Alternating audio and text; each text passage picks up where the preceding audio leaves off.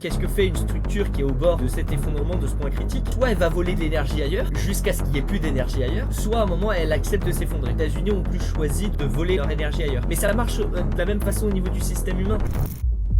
Les classes dirigeantes feront tout pour maintenir leur niveau de vie. Dans beaucoup de pays, un nombre de plus en plus restreint de gens de plus en plus riches vont accaparer tous les pouvoirs, appauvrissant la population. Bon bah ça reprend les travaux de Laborie, qui dit que les individus qui sont en haut d'une échelle de dominance hiérarchique sont toujours prêts à tout pour maintenir leurs privilèges, au détriment des autres. Qu'est-ce que fait une société? C'est elle supprime petit à petit la sélection naturelle, jusqu'à un moment ça tienne plus parce qu'en fait elle a été trop loin dans un processus dysfonctionnel et elle est obligée de s'effondrer. Où tu vas exploiter d'autres gens, où tu vas reposer sur un système médicamenteux qui te permet de te couper de tes sensations pour te faire croire que tu peux encore tenir. Mais en fait, tu ne fais que repousser la chute. Et on s'est pas forcément rendu compte qu'on était en train d'appauvrir les aliments au niveau du micronutritif. Et ça a pour conséquence un affaiblissement génétique, une dégénérescence. Et tout ça va avoir pour conséquence que les gens feront moins d'enfants, que du coup la courbe va s'auto-réguler comme absolument tout sur cette putain de planète. Bonjour tout le monde. Bonjour Art Milan.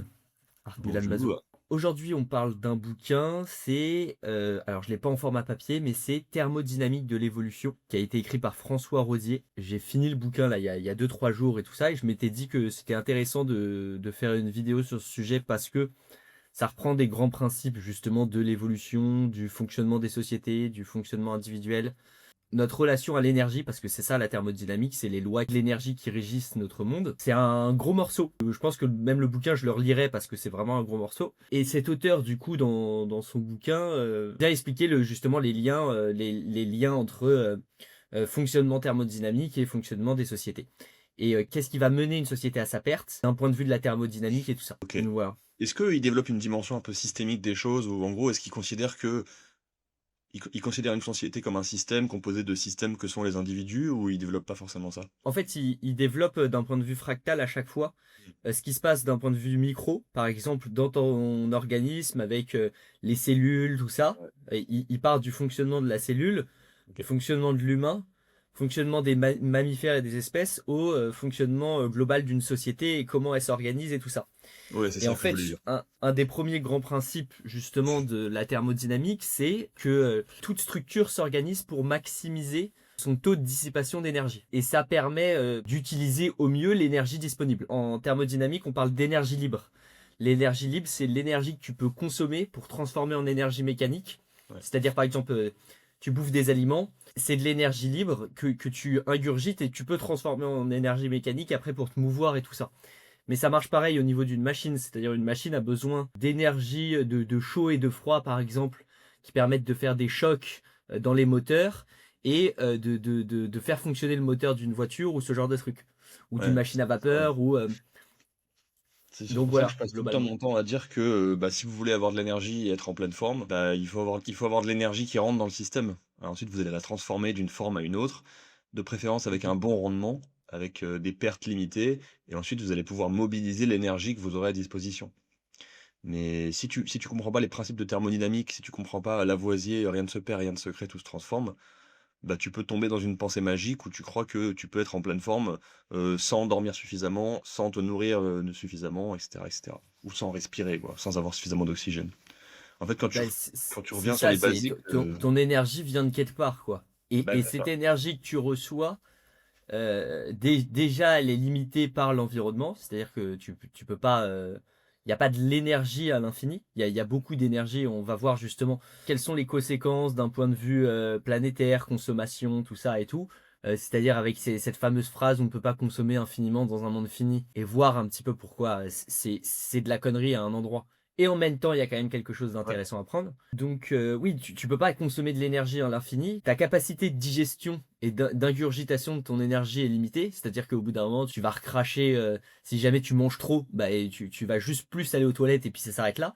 Ouais. Et donc déjà à ce niveau-là, c'est un premier truc d'un point de vue du rapport à soi, c'est savoir utiliser ses stocks d'énergie à bon escient et bien savoir les renouveler. C'est deux Savoir principes. allouer ses ressources intelligemment. Et donc, c'est des principes d'économie aussi en soi, hein. Ouais.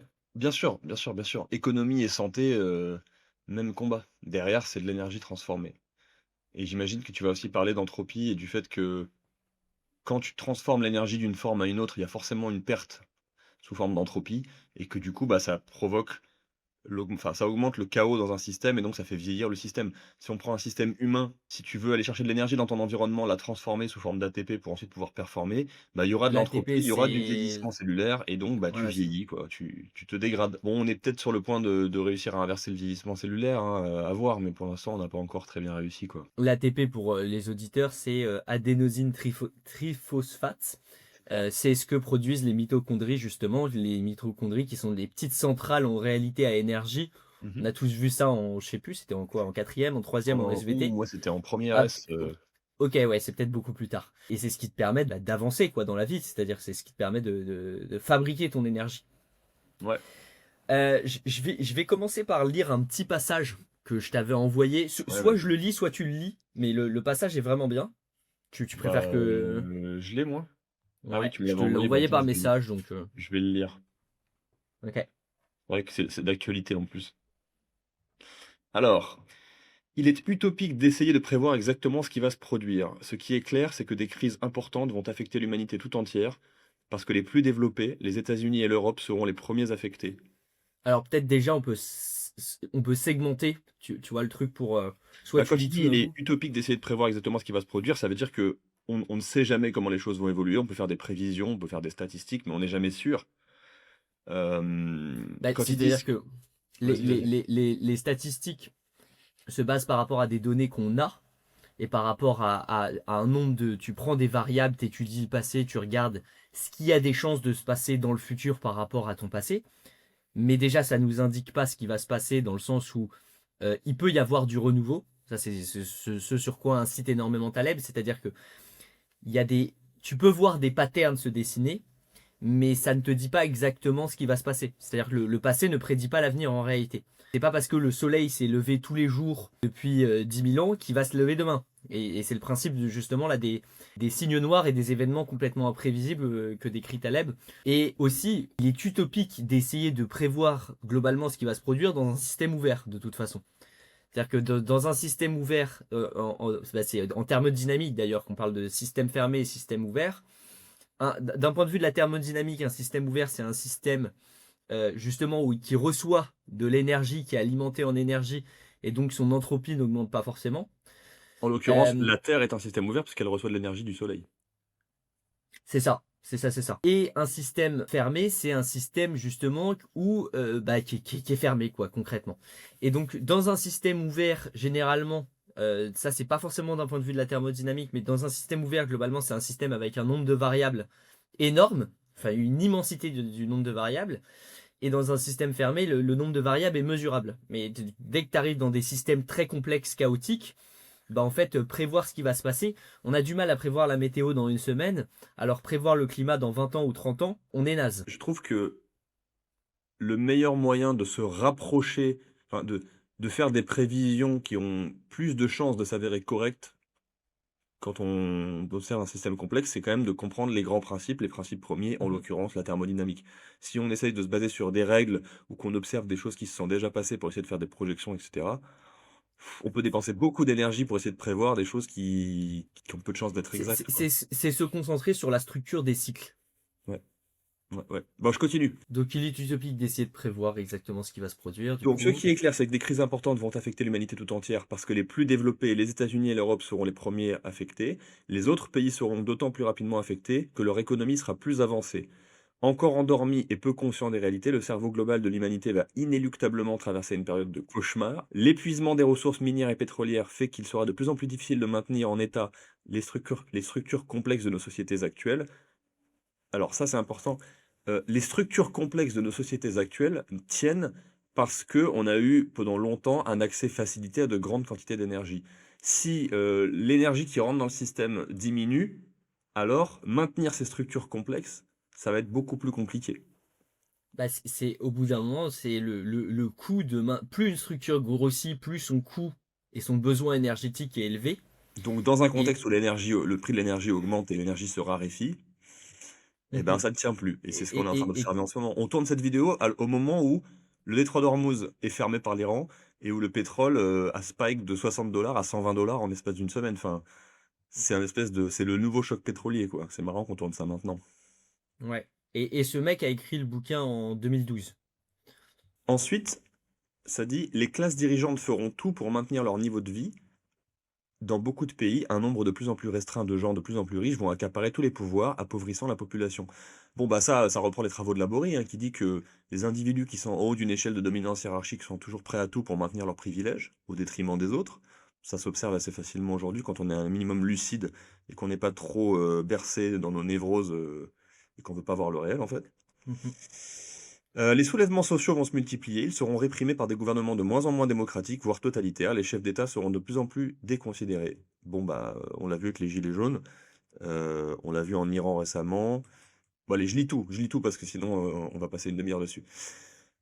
Les pays riches ou sur la voie de l'enrichissement vont se serrer les coudes et former des coalitions, créant de multiples conflits, de nouvelles guerres aussi brèves que dévastatrices peuvent surgir. D'un côté, les États-Unis et l'Union européenne parlent de former une alliance atlantique. D'un autre côté, le Brésil, la Russie, l'Inde, la Chine et même l'Afrique du Sud, les BRICS, envisagent des accords communs. Ces deux côtés entreront-ils en conflit? Point d'interrogation. Bon, bah, c'est un C'est peu ce en qu'on voit cours. aujourd'hui, dédollarisation du monde, euh, les cartes sont rebattues, les banques centrales qui accumulent de l'or, etc. Le commerce du pétrole, donc de l'énergie, de la matière première qui se fait plus en dollars autant qu'avant. En supposant que les guerres puissent être évitées, un scénario plausible pourrait être le suivant. Supposons qu'une alliance atlantique se forme face à une économie stagnante et un endettement croissant. L'alliance décide de se doter d'une monnaie unique, l'euro-dollar, après un bref répit, et faute d'autres mesures, la situation continue à se détériorer. Certains États de l'alliance décident alors de reprendre leur indépendance. En vrai, c'est trop long. C'est interminable ce truc. En vrai, c'est trop long, on va cut. Euh, D'autant plus rapide que le coût du pétrole ne cesse d'augmenter, les industries d'automobile et de l'aéronautique font faillite, l'économie est en chute libre, c'est l'effondrement. Économiquement dépendant de l'Alliance, les pays des BRICS, notamment la Chine, sont à leur tour en difficulté. Bon bref, ça prévoit un sacré bordel qui a comme origine La première baisse de l'énergie, en fait. la... De la capacité à continuer à alimenter nos systèmes complexes en énergie. Et, et, et en fait, du coup, ce qu'il explique dans ce bouquin, c'est que le, quand il y a une stabilité, le système tend à grossir, mais ce système nécessite toujours plus d'énergie. Et à un moment, tu arrives à un point de rupture parce que au bout d'un moment, tu ne peux pas alimenter indéfiniment en énergie. C'est-à-dire que tu arrives à un moment où tu consommes plus que ce que tu produis. Et c'est ça le problème. Et du coup, le gros système se fragmente en microsystèmes à nouveau pour pouvoir retrouver une autonomie et pour se réalimenter et pour évacuer finalement tous les déchets du système. J'ai un exemple intéressant, je trouve, pour montrer la différence entre un système ouvert et un système fermé, c'est pour l'agriculture. Et autrefois, l'agriculture, c'était un système fermé dans le sens où, ou plus ou moins fermé, où une exploitation, un champ, était fertilisé par les déjections des animaux qui se nourrissaient dessus. La terre était aérée par les vers de terre, les micro-organismes, etc. Et aujourd'hui, l'humain a voulu optimiser. Donc, il a mécanisé, il a fait de la monoculture, il a brisé la capacité du système à s'autoréguler et à s'auto, euh, le terme que je cherche, c'est Perpétué. à s'auto-régénérer. Et donc, aujourd'hui, bah, il faut un apport d'énergie exogène. Et on les a rendus dépendants d'apports d'énergie exogène, extrêmement fragiles. Et donc, bah, on a maintenant des immenses exploitations de centaines de milliers d'hectares, mais du coup, si ce scénario va jusqu'au bout, ça va s'effondrer et on va revenir sur des exploitations plus petites, où on va devoir refonctionner en circuit fermé. Mais c'est ce qui se passe dès qu'un système prend trop d'ampleur et grossit trop. Cette évolution de passer d'une petite structure à une grosse structure, il compare ça par exemple avec les dinosaures, c'est-à-dire que en fait, tu as plusieurs phases. Il parle de stratégie R et stratégie K. Stratégie R, c'est stratégie rapide de reproduction et tout ça. Stratégie K, c'est une stratégie qui est plus lente, qui peut se faire dans un environnement stable. Où on Et en investit plus fait, sur chacun des petits et tout. c'est ça. C'est dans une stratégie R. Par exemple, les souris sont dans une stratégie R. Ils font des milliers de souris. Chaque souris fait des centaines et des centaines de souris. Et il y en a plein qui vont crever. Une stratégie K, c'est par exemple l'éléphant fait 2 enfants tous les 10 ans, quoi. Ou je sais, j'ai pas Ouais, je le, crois c'est tous les que 2 3 ans. C'est 1 an et demi de gestation, je crois, ouais, c'est l'éléphant. ça, même je crois plus 2 ans, je crois. Chez l'humain, c'est quand même 9 mois, c'est quand même assez élevé. Et on peut l'observer aussi en fonction des pays développés, moins développés. C'est-à-dire que un pays moins développé va être dans une stratégie R, maximise le nombre de petits d'un point de vue parce qu'il y en a peut-être 1, 2, 3, 4 qui vont crever en fait dans le lot. Donc il faut maximiser le nombre de petits avec une sélection darwinienne qui se fait aussi. Et tu ne mises pas beaucoup sur 1 ou 2 enfants, quoi.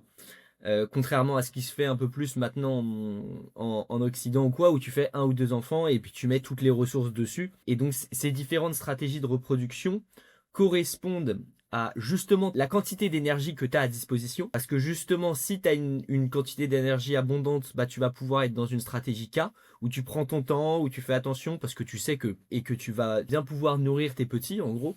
Mais si justement tu es dans une stratégie R, bah, c'est une stratégie de survie et il faut enchaîner. C'est une stratégie qui permet de s'adapter d'autant plus à l'environnement parce que justement, tu fais 100 petits, il y en a 10 qui survivent et les 10 qui survivent, c'est ceux avec les meilleurs gènes. Et donc ça marche à l'échelle ça c'est-à-dire que quand il y a un moment de chaos, là comme on est en train de connaître, il va y avoir une disruption, une destruction finalement des grosses structures à plein d'endroits. C'est-à-dire il y a plein de structures qui vont prendre l'eau. Et il va y avoir l'apparition de plein de microsystèmes, micro-organismes, en gros, qui vont réapparaître pour refaire une espèce de sélection naturelle à cet endroit-là avec ce qui fonctionne en fait. Tu vois, la France, il y a 2 siècles, c'était plein de j'ai oublié le terme, mais c'était plein de petits morceaux, De plein de dialectes, cantons, etc. de cantons en Cantons, gros. voilà. Et à une période où il y avait beaucoup d'énergie, où il y avait beaucoup de croissance, où la France était très forte, bah, on a tout centralisé, on a tout rassemblé pour faire quelque chose de gros. À voir ce que ça peut donner dans un contexte d'effondrement, de faillite de l'État, de raréfaction de l'énergie. Ça peut évoluer énormément parce que dans un contexte comme celui-là, on peut plus transporter de la nourriture par camion en faisant tourner des moteurs à explosion qui consomment beaucoup de pétrole, beaucoup d'essence. Ça ne marche plus en fait. Il va y avoir une relocalisation et tout ça. En fait, c'est déjà un peu ce qui se passe, hein, avec une fuite des grandes villes ou ce genre de trucs. Ça va arriver de plus en plus en fait. Selon les Et lois de la thermodynamique, c'est inévitable.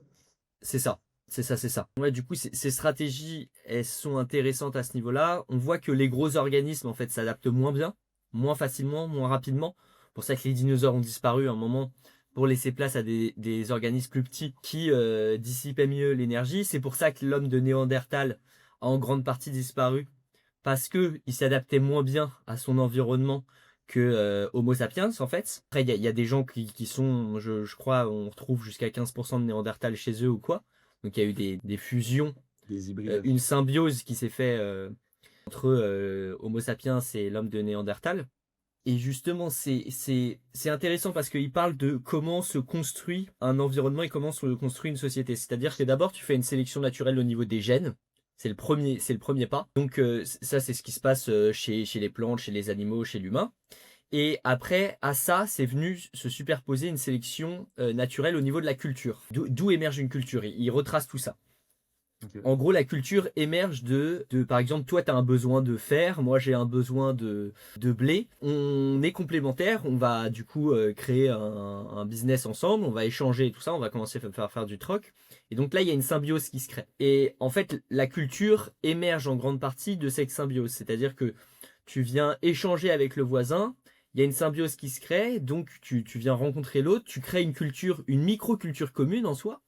Et en fait, ainsi de suite, et tu vas créer à terme une grande culture avec un jeu d'interdépendance et tout ça. Sauf que bah, cette grande culture grossit de plus en plus. Il y a potentiellement d'autres cultures un peu plus fortes qui peuvent arriver et tout ça. Donc là, il y a un jeu darwinien entre les différentes cultures qui s'opèrent. Donc il y a une sélection génétique, puis il y a une sélection culturelle. Et à terme, quand la culture commence à s'effondrer, c'est les prémices de l'effondrement généralement d'une société. Il retrace l'effondrement de la société romaine avec le taux d'analphabétisation qui recommence à augmenter au moment de l'effondrement, avec les cultures finalement barbares qui est pas une connotation péjorative, mais qui est, je sais plus c'est quoi exactement la définition de culture barbare. Ça veut dire différente de la tienne en Oui, le réalité, je barbare, crois. c'est celui qui vient de l'extérieur, je crois, et Ouais.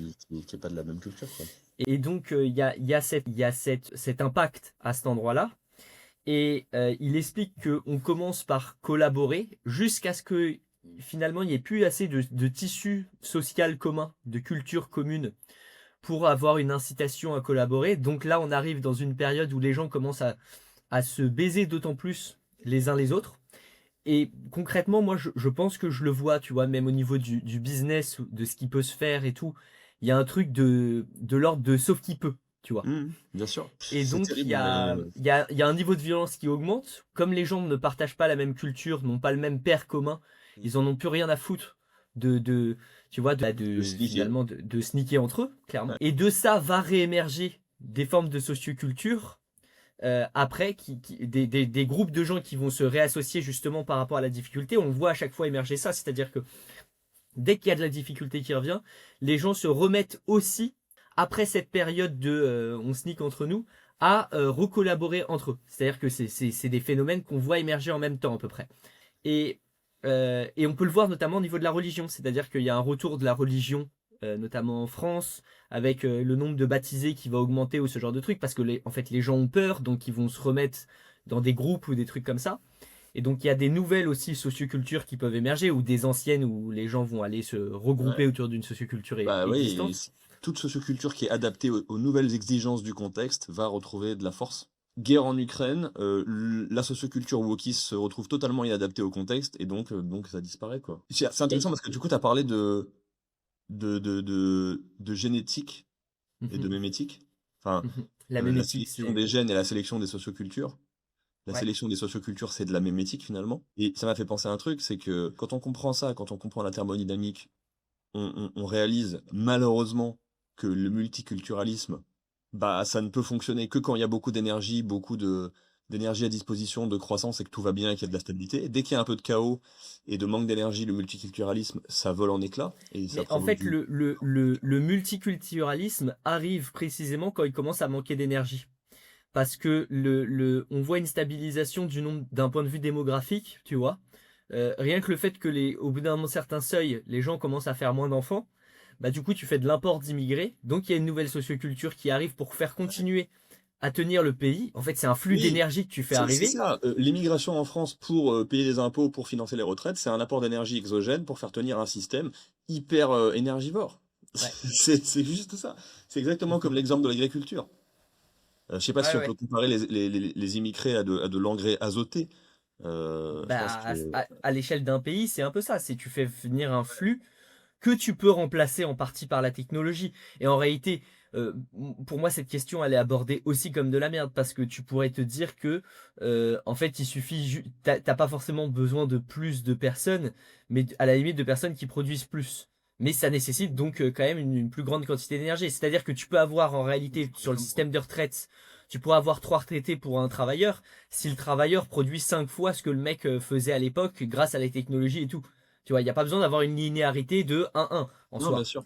Bien sûr, bien sûr. Mais ça n'empêche que là, il n'y a pas l'énergie à disposition. Et il y a un déséquilibre au niveau du nombre de personnes. Ouais, C'est-à-dire non, que, mais oui, bref, il n'y a rien qui va. tous les éléments poussent dans le même sens. Et tu vois, un truc que je trouve intéressant, c'est que on pourrait croire que le multiculturalisme, ça pose problème et que le multiethnisme pose problème. Il y a un très bon exemple qui montre que c'est pas le cas, c'est les États-Unis, où il y a du multiethnisme, mais il y a du monoculturalisme. Et du coup, tu vois que c'est la mémétique qui gagne sur la génétique. Parce que le monoculturalisme permet de faire société, même dans un environnement multiethnique. Alors qu'en Europe, il y a du multiethnisme, mais il n'y a pas de monoculturalisme. Personne ne se sent appartenir à l'Europe. Chacun appartient à son pays, et donc il n'y a pas ce ciment culturel qu'il y a aux États-Unis. Bon, peut-être qu'il va finir par s'éroder aux États-Unis, parce que là, ils sont aussi en fin de cycle. Il n'y a qu'à voir comment ça se passe la guerre en Iran, mais je trouve ça intéressant de voir que là, Mais bah, la justement, en mémétique fait, l'emporte. les États-Unis et tout, avec les guerres qu'on a vues déjà il y a 10-15 ans en Iran, déjà, enfin, c'est En en Irak, Irak et tout, en Afghanistan. en Afghanistan et tout. En fait, ce qu'ils font, c'est ils arrivent à un point. Il y a Per Bach en thermodynamique qui compare l'énergie. Il faudrait que je retrouve le passage, mais à un tas de sable. C'est-à-dire que tu vas faire grossir, tu mets le sable et tout, jusqu'à ce que tu arrives à un point critique où en fait il y a une avalanche parce La que tu peux structure plus. s'effondre sous son la- propre poids. Voilà, c'est ça. Et donc les sociétés fonctionnent de la même façon, c'est-à-dire que en soi c'est l'apport d'énergie qui permet de maintenir ce tas de sable, Ouais. sauf qu'à un moment tu arrives à un point critique où en fait il y a un effondrement à nouveau et on peut le voir sur les tas de sable, tout le monde a déjà joué au sable et tout, avec du sable et à un moment tu arrives, ça peut plus tenir. Et donc qu'est-ce que fait une structure qui est au bord de ça, de cet effondrement, de ce point critique? Bah soit elle va voler de l'énergie ailleurs, jusqu'à ce qu'il n'y ait plus d'énergie ailleurs, soit à un moment elle accepte de s'effondrer. Et Je donc, vois. les États-Unis ont plus choisi de choisir de voler leur énergie ailleurs. Mais ça marche de la même façon au niveau du système humain. Ouais. C'est-à-dire que des gens qui s'endettent physiquement auprès d'eux-mêmes, qui creusent leur dette de sommeil, de fatigue, de stress, tout ça, en fait, qui consomment plus d'énergie qu'ils n'en produisent, bah vont finir par aller chercher soit de l'énergie ailleurs avec de la caféine et tout ça, Mhm. pour continuer à alimenter un système qui tient pas. C'est-à-dire que Soit tu es ils vont arrivé au point exploiter, critique. ou alors ils vont exploiter d'autres gens. Ouais, voilà, c'est ça. Ou tu vas exploiter d'autres gens, ou tu vas reposer sur un système médicamenteux qui te permet de te couper de tes sensations pour te faire croire que tu peux encore tenir. Mais en fait, tu ne fais que repousser la chute. C'est-à-dire Ouais. que, en fait, d'un point de vue de la thermodynamique, à un moment, il y a des cycles et tu arrives à des points de rupture, justement, ce tas de sable, en fait, qui arrive à un moment où il y a besoin d'un effondrement pour repartir. Et l'auteur, François Rodier, a une vision avec laquelle je suis pas d'accord avec lui, c'est que lui, il veut trouver une façon d'arriver à un point de stagnation de la société pour pas qu'il y ait cet effondrement. Et on va le développer après, mais moi je trouve ça intéressant, Ah, mais il est je pas à l'aise vois avec les ça. dérives, et les limites du procédé. Non, mais je suis d'accord avec toi, et donc pas avec lui. Enfin, pour moi, il est normal que la société vive des cycles, qu'elle respire, qu'elle Mhm. vive, et qu'il y ait de la destruction créatrice. Enfin, c'est juste, ça doit pas être un libéral, François, quoi. Non, justement, lui, à la base, dans son bouquin, il parle plus d'une société mondiale ou ce genre de truc Ouais. pour réussir à arriver à un truc de stagnation. Il est dans Euh, le ah, même fantasme qu'un Jacques Attali. ouais, ouais, un petit peu. Mais il parle de... Alors, je vais te retrouver le terme. Ah, En c'est fait, terrible. il veut arriver à un état d'homéostasie en soi. Je vais Ouais, mais retrouver tu le vois, terme. ils font une erreur, c'est que arriver à un état d'homéostasie, ça veut pas dire arriver à un état d'équilibre et ne plus jamais en bouger, ça veut juste dire être capable de naviguer autour de cet état d'équilibre sans trop Mhm, s'éloigner de la moyenne mhm. et accepter qu'il y ait des fluctuations. Enfin, En, vouloir en- arriver à un en état d'homéostasie et y rester, c'est vouloir arriver à un état de mort cérébrale de la société. Enfin, ben, alors, oui, je suis d'accord. Et non, parce que il amène quand même des trucs qui argument. sont bons. Des arguments qui sont bons. Ok. Il parle d'une société en... Putain, il faudrait que je retrouve le nom. Mais je mettrai le nom. Je mettrai le nom Il parle d'une société qui vit à 6000 mètres d'altitude, qui existe depuis 4000 ans, qui n'a pas été finalement contaminé par le monde en quelque sorte et tout. Et en fait, les mecs ont une structure où il n'y a pas de concurrence entre eux. Les mecs en ont rien à foutre de ça et tout. Et en gros, t'es pas dans une espèce de fuite en avant de toujours plus. Mhm. Parce que qu'est-ce qui conduit à un effondrement en soi? C'est cette fuite en avant du toujours plus. Mhm. Lui il parle d'un effet en biologie, on parle de l'effet de la reine rouge. L'effet de la reine rouge, c'est le fait que, par exemple, il y a un virus qui arrive, ton système immunitaire s'adapte, donc le virus s'adapte, donc tu t'adaptes, et ainsi de suite. Un marché de libre concurrence, ça marche comme ça. Il y a de la concurrence. Ah, je m'adapte à la concurrence. Je renouvelle mon offre sur le marché. Ah, putain, le voisin fait la même chose, et ainsi de suite. Donc, il y a un truc, l'effet de la reine rouge, c'est cet effet de... En fait, il y a une exponentialité dans l'adaptation. Il faut aller de plus en plus vite. Et d'ailleurs, on peut le voir avec l'IA ou ce genre de truc. C'est-à-dire que il dit les signaux d'un effondrement d'une société, c'est quand les diplômes n'arrivent plus à s'adapter finalement à la société dans laquelle on vit. Ouais, bah, Et c'est quand il y c'est a une exactement accélération. ce qui se passe là. C'est-à-dire qu'il y a une accélération et il y a cet effet de la reine rouge de on n'arrive plus à s'adapter. Le système est trop lent pour s'adapter par rapport à la vitesse, l'exponentialité et le changement et le chaos qu'il y a ambiant. Mhm. Et donc, il y a une augmentation du taux de chômage, il y a une augmentation du chômage des jeunes, il y a une augmentation des diplômes inutiles ou ce genre de trucs, il y a une inflation au niveau des diplômes, et c'est vraiment ce qu'on observe. Les sociétés, les cycles, voilà. Oui, il y a une société justement qui est une société qui dure depuis 4000 ans. C'est où? C'est dans les montagnes en Amérique du Sud, nous, ou au Népal, un truc comme ça? Je sais plus du tout. Ça doit être en Asie ou ce genre de truc, hein. Ah, soit c'est dans l'Himalaya, soit c'est dans la cordillère des Andes. Mais 6000 mètres, c'est beaucoup quand même. Et bah, les mecs ont du coup ont une biologie qui est largement adaptée à leur environnement et tout. Et en fait, du coup, il n'y a pas cet effet de concurrence. Donc, il n'y a pas cet effet de la reine rouge indéfiniment où tu dois toujours t'adapter et tout ça. C'est Donc, je intéressant. Peut-être comprends. que peut-être qu'il n'y a pas assez d'oxygène là-haut, du coup, je sais pas, ils ont moins d'énergie, moins de volonté de conquête. J'en sais rien, mais déjà peut-être, et c'est peut-être parce que justement, ils sont arrivés à un équilibre dynamique, c'est-à-dire qu'il y a quand même du mouvement dans cette société, sinon elle serait morte. Ouais. Elle n'est pas à l'équilibre thermodynamique. L'équilibre thermodynamique, c'est le zéro, il y a plus rien, c'est la mort, il y a plus d'énergie. Mm. Sauf si je dis une bêtise, mais je Non, c'est pense pas ça. là-dessus. Euh, Elle est arrivée à une espèce d'équilibre dynamique, justement. Et donc la société, mais c'est exceptionnel à l'échelle de toutes les sociétés. Et Bah, donc peut-être lui, que c'est possible dans cet environnement donné, mais dans tous les autres environnements sur la planète Terre, ça ne pourrait pas fonctionner. Enfin, bah, en fait, lui voudrait en quelque sorte supprimer la concurrence dans le monde parce que justement il y a cet effet de la reine rouge et tout ça. Et je comprends le point, mais pour moi c'est une utopie. C'est c'est vouloir aller complètement une contre utopie, les ouais. règles de la biologie et cette volonté Donc il de écrit tout un s'expandre. bouquin sur les règles de la thermodynamique pour finalement dire qu'il aimerait bien les annuler, quoi. Bah, c'est un Merci peu ça. François. Mais Merci.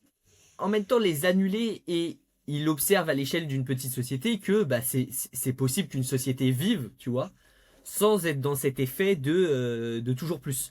Ouais, Le donc en fait, problème de ça, c'est que de toute façon, à l'échelle du monde, on fait face au problème du dilemme du prisonnier. bah oui. Ok, moi je veux bien m'arrêter. Je veux bien m'arrêter de Mais jouer au tu jeu de la prouves que toi, concurrence. tu vas t'arrêter. Voilà, c'est ça. Et donc tu rentres dans ce cycle infini de bah non, mais en fait, si moi je m'adapte pas, de toute façon je finis par mourir, donc je suis obligé de m'adapter, donc tu t'adaptes, donc on s'adapte, et ainsi de suite. Oh là là. Bref, du coup, il y a une forme d'utopie à cet endroit-là bah, qu'on a vu en réalité, en plus avec le cercle de Rome, ce genre de truc, tu vois, Mm.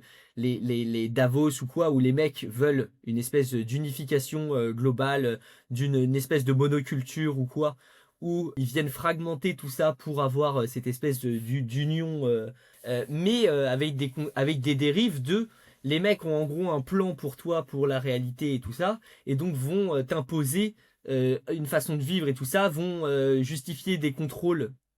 Ouais, Oui, ouais, en et fait, donc t'arrives à des dérives totalitaires en bah, réalité bien avec sûr, ça. en fait, ils veulent aller contre la vie, ils veulent aller contre le courant. Donc, qu'est-ce qu'ils ont comme solution à part verrouiller le système au détriment de l'autre? C'est C'est vraiment ça. utopique. Et ça vient à la base d'une bonne intention de je ne veux pas qu'il y ait de violence dans le monde. Bah oui, mais il y a de la violence dans le monde en fait, ça fait partie de la vie et ces mecs, et tant que tu l'as pas accepté, bah t'as envie Mais c'est pour d'imposer au ça, monde un truc qui peut marcher, quoi. pour moi, c'est presque un endroit, ils veulent dealer sans le réel. C'est-à-dire que ils voient des problématiques auxquelles on fait face, c'est-à-dire cet effet de la reine rouge, cet effet des sociétés en fait, qui créent des bulles. En fait, en réalité, le père Bach là qui parle de la montagne de sable. En réalité, c'est une bulle spéculative à un moment où tu t'endettes, tu t'amènes de l'énergie dans un système en fait qui ne fonctionne plus. Tu t'endettes et ça finit par exploser parce qu'il n'y a pas de réel rendement. Donc en Et, fait, et ils ont juste peur de la mort, quoi. Ils ont peur de perdre. ben, un endroit, oui. Un endroit, oui. Et donc, ils veulent un contrôle absolu de la société, finalement. Il le dit pas. Mais en réalité, pour obtenir ce genre de truc, pour arriver à cet équilibre dynamique, faut un contrôle de toute la population, faut ce genre de truc. Et Et ouais. Mais pour moi, c'est... il le dit pas parce qu'il en a peut-être même pas conscience que c'est ce qui Non. se joue chez lui. Et comme la plupart des gens qui écrivent, ils ont pas conscience qu'ils écrivent depuis leurs affects et que c'est leurs affects qui drivent leurs opinions. C'est Bah, intéressant. comme nous, là, pendant l'interview, en soi, Bien hein. sûr, bien sûr. Tu vois, je trouve que le bouquin de Pierre Noisa, L'énergie face cachée de la monnaie, il décrit un peu les mêmes phénomènes, il pose un peu les mêmes prémices. Mais il n'y a pas cette vision utopique de bon bah voilà, comme, le monde fonctionne comme ça, mais on va réussir à aller à l'encontre et à le soigner, on va réussir à réparer le monde. Il n'y a pas Ouais, ça. c'est une utopie, et pour moi, le seul endroit où tu peux justement soulager un système comme ça, c'est en arrêtant au moins d'alimenter en énergie les endroits qui ne fonctionnent pas. C'est-à-dire en laissant le jeu de la libre concurrence faire son travail, faire une sélection poppérienne en fait en réalité à cet endroit-là, c'est-à-dire que le marché pose des hypothèses, s'il n'y a pas de répondant en face, ça s'effondre. Et c'est très bien, ça veut dire qu'il y a une sélection naturelle et ça veut dire que tu vas aller produire là où il y a de la ressource. Et si jamais tu n'as pas déjà une monnaie qui est complètement virtuelle, qui est complètement foireuse et tout ça, on arrêterait les investissements à la con parce que justement ta monnaie aurait une valeur intrinsèque et tout ça, c'est-à-dire si elle était étalonnée sur quelque chose. Et donc, il y aurait un système beaucoup plus stable et au moins arrêter de bâtir avec une espèce d'illusion. C'est-à-dire, par exemple, même l'argent public ou ce genre de truc qui vient investir de l'argent dans des choses qui Rien que ne c'est fonctionnent pas, qui viennent pas tester. Finalement, parce que l'argent public, on n'a rien à foutre de s'il y a un marché ou pas. Elle alimente le marché public avec de l'argent du contribuable. Et donc, t'en as rien à foutre que ça fonctionne ou pas. Et déjà, limiter les bulles spéculatives comme ça, favoriser la prise de feedback de l'avis du marché, de ce genre de trucs, ça permet de limiter l'endettement, ça permet de limiter ces montagnes de sable de pairback et d'accélérer finalement cette sélection naturelle à cet endroit au niveau des systèmes qui permet en fait de vivre dans les systèmes les plus adaptés pour l'humain. Ça, c'est un gros point, c'est que les idéologues n'ont pas compris que la sélection naturelle, elle est là dans leur intérêt, en fait. Même Oui. si elle implique de la douleur à court terme, comme ils font tout pour éviter la douleur, ils font tout pour éviter la souffrance, bah, ils voient la sélection naturelle comme quelque chose qu'il faut détruire et qu'il faut éviter. Alors que non, en fait, c'est pas un bug la sélection naturelle, c'est une feature, en fait. Elle est là pour de bonnes raisons, en fait. Mais c'est comme vouloir supprimer en soi supprimer les maladies et tout ça, tu vois. Ouais. C'est la maladie est là pour te donner une information sur ton corps, de Oui, ton oui, système oui. est fragile, t'en prends pas forcément soin. Moi, il y a quelques années, je tombais malade une dizaine de fois par an. Maintenant, je tombe malade une fois tous les 2 ans. Et ça me donne des indications. Et du coup, même maintenant, quand je tombe malade, quand je suis fatigué, tout ça, je remercie mon corps de faire ça parce qu'en fait, il me protège. Si tu supprimes cette sélection naturelle, alors c'est normal de vouloir éviter la mort et de vouloir mettre des barrières de protection. Et je dis pas allez vous exposer aux maladies et ce genre de trucs et choper des cancers et mourir. C'est pas ça. Protéger l'humain sans le surprotéger. Et c'est jouer avec ce truc-là pour ne pas inverser les lois de la sélection naturelle qui sont importantes. Et en fait, qu'est-ce que fait une société? C'est elle supprime petit à petit la sélection naturelle jusqu'à un moment ça tienne plus parce qu'en fait elle a été trop loin dans un processus dysfonctionnel et elle est obligée de s'effondrer pour avec un processus très violent de sélection naturelle en général qui se met à l'œuvre Bah, en du fait, coup jusqu'à ce parce que qu'il tu payes ta dette en fait. Tu payes ta dette. et jusqu'à la rupture. Et la rupture, elle est extrêmement violente. Donc, du coup, on, on met à l'écart toutes les petites douleurs et les petites souffrances d'une sélection naturelle diffuse et sur le temps long, pour que tout aille bien et que tout le monde soit content, et le monde, il est beau, il est gentil, jusqu'au jour de la rupture et de la violence extrême. Il y a un rééquilibrage dans la douleur. C'est ça. Et du coup, pendant tout ce temps-là, tu peux te faire élire, parce que tu comprends, t'as évité aux gens de souffrir. Ouais. Et tu viens cadrer ces mecs-là qui se font élire et tout ça, en fait, viennent cadrer le réel aux endroits qui les intéressent pour prouver qu'ils ont des résultats alors qu'ils ont fait énormément de dégâts par ailleurs. C'est-à-dire que c'est très facile de regarder, je sais pas, sur la surface on dit que ça c'est le réel. Je regarde d'ici et je dis regardez tous les effets positifs que j'ai fait, regardez. Et puis je me touche les tétons au passage pour me féliciter en jouissant. Oui, mais en fait, t'as pris toute l'énergie qui était ici pour l'amener ici. Et tu te félicites alors que t'as détruit ici, bah c'est très bien, tu regardes pas ici, comme ça et en même temps, en fait, en réalité, t'as pris de l'énergie dans un endroit qui fonctionnait pour le mettre à un endroit qui fonctionne moins bien, et tu te félicites d'avoir fait ça. Et c'est vraiment, faut pas comprendre les lois de l'énergie, de la création de valeur, de comment ça marche en fait à cet endroit-là. Faut pas s'intéresser à ça pour penser que la politique enfin que la politique actuelle est vraiment quelque chose qui apporte. Non, la politique actuelle, c'est une sangsue. C'est une sangsue qui vit sur le dos de contribuables. C'est un conte pour les enfants, pour pouvoir continuer à vivre sur leur dos sans qu'ils se rebellent. C'est fascinant. C'est vrai que une fois que tu comprends la thermodynamique, les lois de l'énergie, putain, ça t'éclaire sur à peu près tout, hein. Donc, lisez ces quelques bouquins, hein, François Rodier, Pierre Noisa, Henri Laborie aussi, il en parle pas mal. Là, c'est de la biosociologie. Mais ça n'empêche qu'il y a un problème qui est intéressant, qui soulève quand même, c'est comment tu fais dans un système où tu consommes plus que ce que tu produis, tu vois? Qui est Mmh. quand même intéressant. La tendance de l'humain à détruire son environnement aussi, à défoncer les sols, à défoncer tout ça, à défoncer la biodiversité et ce genre de trucs. Comment limiter, cette dégradation et tout ça? Et il y a pas vraiment de solution, en fait, j'ai l'impression. Si, Parce que tu si peux, tu forcer les gens à s'inoculer une substance qui va les faire dégénérer et provoquer des cancers foudroyants pour réduire leur nombre. non mais Ça voilà, peut en marcher fait, ça. à part des systèmes de contrôle à l'excès, tu vois? Il y a pas il y a quand même une impasse à cet endroit-là, je trouve, enfin pour l'instant, bah, parce que, tu voué à maximiser ta dissipation d'énergie, et à utiliser le maximum d'énergie pour continuer à croître. Bah, sauf qu'à un moment, tu arrives à un stade d'effondrement et en fait, peut-être que l'espèce humaine est vouée à s'effondrer à un moment, en fait, comme toute espèce en réalité, et donc c'est peut-être, faire le deuil de ça, je dis pas aller détruire votre environnement et tout ça. Si vous pouvez le préserver, tant mieux, tu vois. Moi, je suis pour le fait de faire gaffe et tout. Je dis juste que, en fait, peut-être que c'est dans l'ordre des choses, que l'espèce finisse par mourir, comme chaque individu finit par mourir, et de C'est refuser ce point-là amène à un espèce de système de contrôle total oui. qui fait Oh, des millions de morts en général. Et, mec, et donc, on a quand même cette impasse qui est réelle, enfin qui est pas forcément une impasse en fait, qui est la vie en fait. tu vu le parallèle quand même? Tu as dit: «Refuser que l'espèce humaine puisse disparaître», bah, ça implique de mettre en place un système hyper, contrôlant et rigide.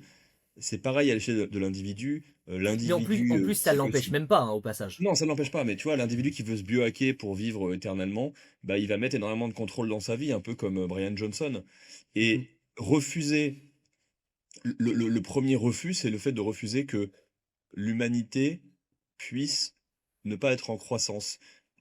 Le fait qu'on puisse imaginer qu'il y a un plateau et même,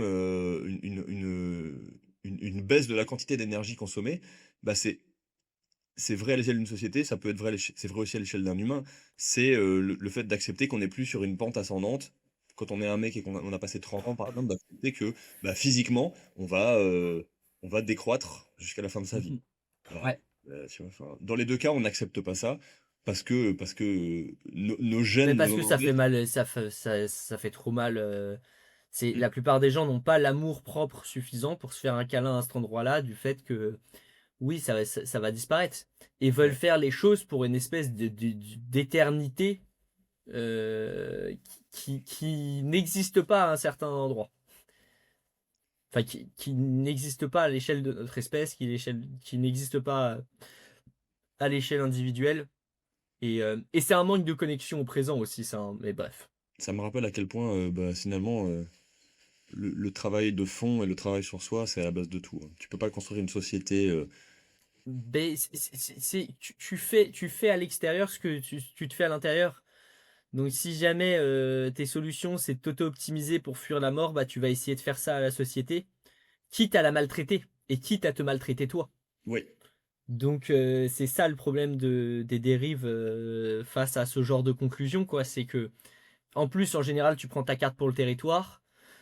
Tu fais des biais de cadrage énormes, tu comprends pas que la vie s'autorégule quand même bien tout seul, et que voilà quoi, la vie suit ses processus, ses grandes règles et tout. Ça dit pas qu'il faille pas essayer d'éviter certains déterminismes qui peuvent être assez horribles, mais vouloir les éviter, ça veut pas dire les refuser. Et c'est quand même quelque chose de différent. La vie est parfaitement imparfaite C'est ça, c'est ça, c'est ça. et Et vouloir, la plupart des gens, quand ils veulent éviter quelque chose, ils le refusent. Or, c'est d'abord tu l'acceptes et après tu vois s'il y a quelque chose à faire. Tu vois, c'est pas la même chose. ouais, ça permet vraiment de lâcher prise sur tout un tas de choses, d'intégrer ça, hein. Ah, Tu clairement. d'être en guerre en fait, quand tu arrêtes d'être en guerre contre le monde et donc tu arrêtes d'être en guerre contre toi-même. Et du coup, par C'est plutôt magie, l'inverse, d'ailleurs. oui, T'arrêtes d'être en guerre ça contre passe dans l'autre toi sens. et. Ça se passe dans l'autre Mais bon, sens. c'est C'est un petit peu l'idée. circulaire. Et c'est à ce moment-là, du coup, que tu te retrouves à avoir plein d'énergie de nouveau à disposition parce que tu as économisé plein d'énergie puisque tu n'es plus en guerre. Mhm. Et la guerre, ça consomme beaucoup d'énergie. Et donc tu peux agir justement sans avoir une action de panique. Parce que tu fais rien de bien dans la panique. On peut le voir à l'échelle micro, mais à l'échelle macro, ça marche de la même façon.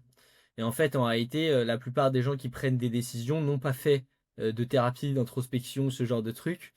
Et donc, le font depuis un espace de peur où c'est j'agis sur le réel pour me rassurer de ma puissance. Et je m'illusionne dans une espèce de toute-puissance où je pense pouvoir cadrer le réel comme je le souhaite. Non, la vie te mettra des grands coups de tatane et tu Mm. retourneras chez toi. Mm. Bien vite. Mais comme une bonne partie. Et d'ailleurs, bon, je dérive un peu, mais j'ai remarqué un truc avec les gens qu'on peut accompagner et tout, c'est que l'argent a tendance à ne pas faciliter l'acceptation de la non-toute-puissance. Ah bah, c'est sûr. Parce que plus tu as de l'argent, plus tu as une capacité quand même d'agir sur le monde matériel. Ah, ça C'est-à-dire, donne ah là, cette ça me casse illusion. les couilles, je mets la clim. Oh là, ça fait chier, je prends l'avion. Oh là, bref, tu as cette capacité d'agir et donc tu vas te leurrer dans une illusion de toute puissance un peu. Ça va faciliter cette illusion de toute puissance parce que justement, dès que l'environnement t'impacte, tu supprimes l'inconfort. Ouais. Sauf qu'au bout d'un moment, quand tu fais face à toi-même, donc tu supprimes l'inconfort extérieur, mais souvent ces gens-là en fait réalisent qu'il y a un inconfort intérieur qu'ils n'arrivent pas à gérer parce qu'ils peuvent pas le supprimer comme en augmentant la clim ou en baissant le chauffage. Et donc ils se retrouvent face à cet inconfort et cette impuissance en fait qu'ils ne veulent pas vivre. T'imagines quand, imaginons que t'es un milliardaire français, plutôt de gauche, bien pensant, plutôt cosmopolite et tout ce qui va avec. Déjà, si t'as de l'argent et que t'es de gauche, c'est que t'es en sacrée dissonance cognitive pour moi. Alors imagine t'es ce Commence mec-là. par donner ta thune. Ouais, ouais, voilà. Imaginons qu'on est ce mec-là. Et tu te dis, oh là là, je vois plein d'idées, je vois des identitaires qui reprennent du poil de la bête, je vois un peu la xénophobie qui revient, etc. Les gens qui ont peur de ce qui ne leur ressemble pas, etc. Et moi, je suis contre ça, donc je vais acheter un média et je vais faire de la propagande pour essayer d'influencer l'opinion publique, je vais financer l'antiracisme, je vais financer tout ça et tu d'aller à l'encontre de ça. Et puis, au bout d'un moment, tu sens même que chez toi, on est dans une société où il y a du crime, il y a de la violence, parce que bah, il y a de la pauvreté, il y a de la misère, il y a du chaos. Et donc, bah, je commence moi aussi, du coup, à être un peu sur mes gardes, à vouloir mettre mes gosses dans une école privée, parce que j'ai pas envie que mes gosses ils aient des problèmes, machin, et je vais vivre dans certains quartiers. Et du coup, je sens ça qui se développe chez moi, et je déteste ça qui se développe chez moi. Et donc, dans le monde, j'ai pu acheter un média influencé pour essayer de faire aller les choses dans le sens dans lequel je veux qu'elles aillent, mais chez moi-même, je constate le même truc qui se développe et du coup, je commence à détester ça en moi. Tu vois ce que je veux dire? Et je commence à culpabiliser parce que Et voilà. l'idéologie me dit ne pense pas ça. Voilà. Oui, oui, bah, et du Tu sais coup, que j'ai de la mec, dissonance cognitive. c'est une technique de psyops documentée et connue, ça, c'est de mettre les gens, je crois que ça s'appelle mettre les gens dans un état agentique. C'est en gros, Mhm. non, c'est pas ça le terme, mais c'est en gros, le Et- but, c'est de mettre les gens dans un état où ils vont culpabiliser et se sentir mal de ressentir ce qu'ils ressentent. mhm. Et Ouais, donc, ils vont du coup encore plus se couper de leur instinct parce que ça leur plaît pas, idéologiquement, ça ne leur plaît pas de ressentir ce qu'ils ressentent. Et du coup, ils se ouais. sentent coupables. C'est C'est facile. comme ça que fonctionnent les religions, c'est comme ça que fonctionnent les sectes, c'est comme ça que fonctionne l'État, c'est comme ça que fonctionne tout ça. Bah, il y a la vidéo d'Hypnomachie là-dessus avec tu dois ressentir c'est fais pas d'enfants pour la planète, sauve la planète et fais des enfants pour sauver l'État français. Du coup, qu'est-ce que ça veut dire? C'est-à-dire fais des enfants mais culpabilise d'en faire. Ah, c'est terrifiant. Oui. Et là, tu mets la personne en comment ça s'appelle? C'est pas de la dissonance cognitive, c'est putain, quand tu crées injonction contradictoire, paradoxale. Euh, Oui, oui, Bref, oui. tu mets des injonctions paradoxales, comme ça tu mets l'individu en dissonance cognitive, tu le mets sous stress, il culpabilise, il n'a pas de ressources pour pouvoir s'en sortir. Enfin, c'est des techniques très connues pour pouvoir influencer les masses et pour pouvoir garder le contrôle d'une population. Tu les fatigues, tu les épuises, ils ont plus de ressources à allouer pour lutter. Et donc derrière, tu as des bonnes petites personnes en état agentique, justement. L'état agentique, c'est le fait justement d'être, c'est dans l'expérience de Milgram, avec le fait de se mettre justement en état, t'es dans une passivité, tu vas suivre le groupe, Tu tu suis deviens l'autorité, tu un deviens agent. l'objet en fait Oui, un agent ou autrement appelé un PNJ, quoi. Un golem. mais c'est ça, c'est ça, c'est ça. Putain. Donc en fait, pour ne pas devenir un PNJ et un golem, il faut avoir de l'énergie. Plus on a d'énergie, plus on est capable de conserver, sa capacité de discernement, son esprit critique et son indépendance et sa souveraineté individuelle. Ouais. C'est simple. J'ai appris une petite anecdote dans le livre pour recadrer un peu. Mmh. Enfin, une petite enfin, c'est juste une anecdote du coup. C'est le fait que la taille des membres, en fait, plus tu as de peau, plus tu es exposé à l'air libre, plus tu peux évacuer de la chaleur. Et Oui, anticipation. en fait le fait que en Afrique, les animaux soient plus grands ou ce genre de truc, c'est pour évacuer plus de chaleur parce qu'il y a besoin en fait face à l'environnement d'évacuer, d'avoir plus d'entropie en fait en réalité. C'est même pas L'entropie de à un endroit, l'entropie là, c'est les déchets quoi. là, c'est même pas une question d'entropie, je dirais, c'est juste d'être plus adapté à l'environnement pour maintenir plus facilement une température corporelle à 37 degrés. Par exemple, dans des pays froids, bah, les individus sont plus trapus, ils ont plus de graisse Voilà, et c'est ça. ils Pour plus conservent de la stocker de chaleur. l'énergie. Ouais. Delavier parle beaucoup de ça. Ok. Ses travaux là-dessus sont intéressants. Il t'explique par exemple pourquoi les Africains sont plus longilignes et les Européens plus brévilignes, bah, parce qu'ils ont pas les mêmes besoins en termes de dissipation de chaleur. De la même manière que la peau adapte sa couleur en fonction de l'ensoleillement pour éviter des problèmes. Ouais, mais je trouve ça amusant. Ouais, grave. Autre petit fun fact, et après on repart sur un peu sur le sujet, mais c'est l'humain dissipe par unité de masse 10 000 fois plus que le Soleil. Et en fait, plus on s'optimise, plus on dissipe d'énergie, plus on a la capacité à mieux dissiper de l'énergie. Et les sociétés humaines dissipent extrêmement bien l'énergie, justement. Euh, C'est là que tu vois la magie du vivant et de l'intelligence humaine, hein, parce que le soleil, il y a pas de vie. Enfin, le soleil, c'est une boule d'énergie, mais il n'y a pas l'intelligence et la conscience du vivant. Je savais pas ça, tu vois. 10 000 fois, c'est beaucoup quand même. Et, euh, et pour revenir sur le... Attends, je vais voir s'il y a d'autres points. Je vais partager vite fait le Il a graphe. fait des calculs très savants, hein, des calculs vérifiés, hein. Hop, partager. Est-ce que tu le vois là? Je le vois. Voilà. Ça, c'est la Alors. croissance de la population, Mhm. évolution de la population mondiale. Hop, là, c'est le siècle des Lumières et on voit le côté exponentiel. Je trouvais ça sympa de partager ça. Bref. Et pourquoi je vous montre ça? Parce que là, à ce moment-là, ici, je ne sais pas si vous connaissez, il y a Malthus qui est apparu. Malthus, d'ailleurs, c'est quoi exactement Malthus? C'est un scientifique. Après, quelle était sa spécialité? Je ne sais pas exactement. On pourra vérifier. Ou vous pourrez mettre dans les commentaires.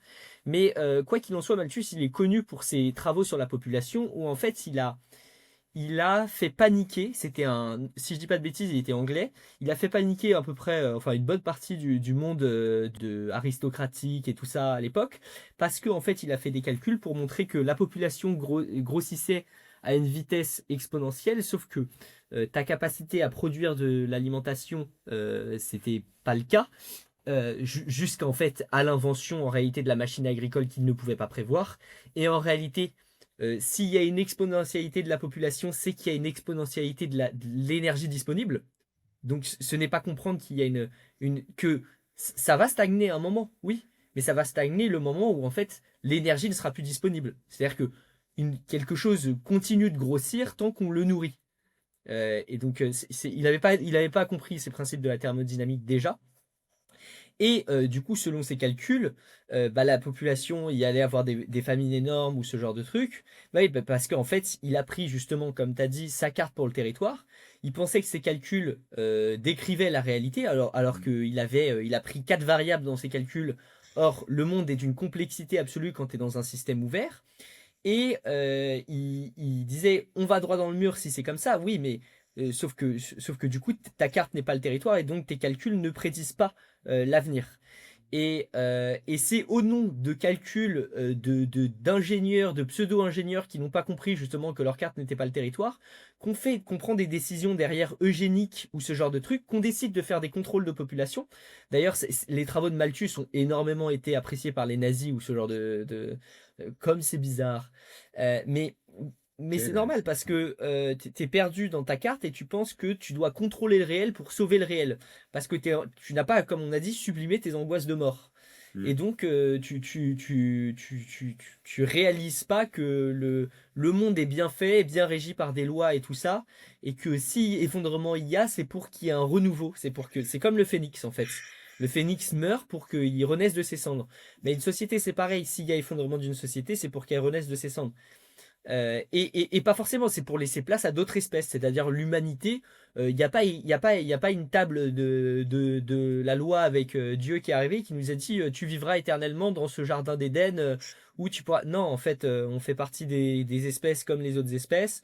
On est voué à se développer. Toute espèce qui se développe conquiert son territoire jusqu'à potentiellement l'assèchement et l'épuisement des ressources. Et donc, à ce moment-là, les gens prendront du feedback, prendront un feedback de la réalité de on ne peut plus se comporter comme des sagouins avec notre environnement. Et sauf que si tu veux pas le faire par la prise du feedback du réel, alors tu le fais par l'idéologie et t'enfermes des gens dans des camps. Du coup, moi, je Dernier préfère exemple. qu'il y ait une sélection naturelle plutôt qu'un enfermement dans des camps. Parce que je Ouais, ouais. pense que l'humain est bien plus violent que la sélection naturelle. C'est ce que Charles Gave dit quand il dit je préfère la main invisible de d'Adam Smith, donc la main invisible du marché, plutôt que le coup de pied au derrière de Staline. Bah, c'est exactement ça. Dernier exemple en date, des idéologues terrorisés par la mort, n'ayant pas réglé leurs problèmes de fond, qui ont décidé que l'industrie automobile européenne ne pourrait plus produire de moteurs thermiques à partir de 2035. Donc ils ont mis un coup de pression à tout le monde. Toutes les industries automobiles européennes ont queuqué et ont décidé de s'adapter, et elles vont toutes faire faillite. Et là, on est en 2026 et on voit qu'il y a quelques boîtes qui décident de faire machine arrière et de... Parce qu'évidemment, il y a moins d'un an, l'Union européenne a fait machine arrière parce qu'ils se sont rendus compte que c'était complètement débile et que c'était un suicide. Et donc, on a détruit l'industrie automobile. Et on a laissé la place aux Chinois. Parce que eux, ils sont plus adaptés aux nouvelles exigences. C'est un très bon exemple, je trouve, Ouais, de suicide clairement. par l'idéologie. Mais du coup, il y a quand même un endroit que je remets sur la table où l'humain de toute façon vient à un endroit se suicider lui-même aussi. Et ça, à part enfermer des gens dans des camps, justement, il n'y a pas grand-chose à faire, quoi. Global Goulag. Je voulais dire un truc avant, je sais plus ce que c'est par rapport à ce que tu disais sur Malthus.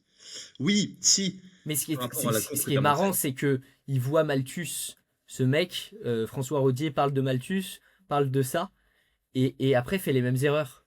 Ouais, bah oui, mais on ne voit pas ce qu'on ne voit pas. Non, mais c'est un truc de fou Tu... quand même. Cette courbe que tu as Regarder montrée. quand même le passé pour apprendre un petit peu Ouais. Bref, il se repère dans ses calculs, il se dit ça va pas le faire. Oui, mais parce que la vie ne doit pas correspondre à ton équation en fait. Bref, je t'ai coupé. Non, mais je voulais dire que donc Malthus n'avait pas anticipé que les techniques de production alimentaire allaient se techniciser, que les rendements allaient augmenter et qu'on allait pouvoir nourrir tout le monde. C'est ce qui s'est passé aujourd'hui. Enfin, il y a eu plus de 8 milliards d'êtres humains et l'immense majorité mange à sa faim. La pauvreté dans le monde et la malnutrition a énormément baissé grâce au capitalisme notamment. Par Mhm. contre, il y a quand même un truc, c'est que le, la facilité d'accès aux macronutriments n'a pas bougé, mais par contre, la nourriture est de plus en plus pauvre en micronutriments. Et pour ça, on n'a pas vraiment trouvé de solution, puisqu'on a trouvé des moyens de produire à grande échelle, et on ne s'est pas forcément rendu compte qu'on était en train d'appauvrir les aliments au niveau du micronutritif. Et ça a pour conséquence euh, un Un mauvais affaiblissement développement des génétique individus, un affaiblissement génétique, une dégénérescence, qui entraîne un affaiblissement culturel. et tout ça va avoir pour conséquence que les gens feront moins d'enfants, et que du coup la courbe va s'autoréguler comme absolument tout sur cette putain de planète. Ouais. Donc en fait, il n'y a pas besoin de s'en faire, la Mais c'est nature comme là, s'autorégule. par exemple, il y a moins d'argent en France, il y a plus d'argent même. Ben, les jeunes font plus d'enfants. Hmm. Ben, du coup, c'est bien. En fait, on fait des enfants en fonction de l'énergie disponible. Arrêtez de vous inquiéter il va falloir prévoir le problème dans 15 ans. Commence par régler tes problèmes aujourd'hui. Tu vois, t'arrives pas à dormir le soir parce que tu fais des insomnies. Commence par t'occuper de toi, tu vois. Non, mais c'est vrai. Genre, Non mais oui. c'est de façon, tant que tu fais pas ça, tant que tu sais pas bien t'occuper de toi, tu passes ta vie à projeter sur le monde.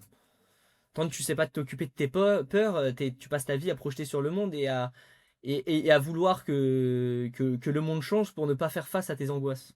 Pour moi, ça devrait être ça notre sujet central, hein. Mais bon, ça n'attire que des gens qui ont les capacités et qui veulent bien s'intéresser à tout ça et qui veulent bien le comprendre. Donc, Mhm. à peu près 1% des gens sur Internet. Quoique, à ce stade de la vidéo, je pense une bonne partie des gens qui sont encore là. Ouais, peut-être, ouais. Lâcher ses angoisses. Euh, Est-ce qu'il y a autre chose qu'on peut dire? Franchement, je vous conseille d'aller lire le bouquin parce que je suis pas expert en la thermodynamique. Moi, mon sujet de prédilection, c'est la psychologie, c'est l'évolution de l'espèce, ce genre de trucs.